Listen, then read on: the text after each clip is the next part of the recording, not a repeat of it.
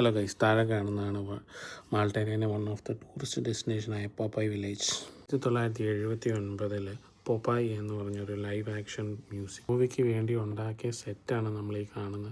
നെതർലാൻഡിൽ നിന്ന് ടൺ കണക്കിന് എക്സ്പോർട്ട് ചെയ്ത വുഡ് കൊണ്ടാണ് ഇത് ബിൽഡ് ചെയ്തത്. 160 പേര് 4 മാസം പണിതിട്ടാണ് ഈ ബിൽഡിങ് പൂർത്തീകരിച്ചത്. ഇതിനെ പൂർത്തീകരിക്കാൻ വേണ്ടി 8 ടണ്ണോളം നെയില് ആണികൾ യൂസായെന്നാണ് പറയുന്നത്. 250 ഗാലൻസ് ഓഫ് പെയിൻറ്റ് യൂസായെന്നും പറയുന്നു.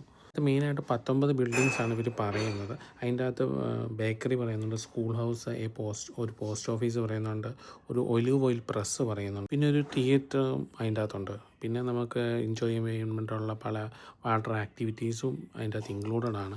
1980 ഈ പപ്പായ എന്ന് പറഞ്ഞ പടം റിലീസായത്. റോബർട്ട് ആൽട്ട്മൻ ആണ് ഇതിൻ്റെ ഡയറക്ടർ.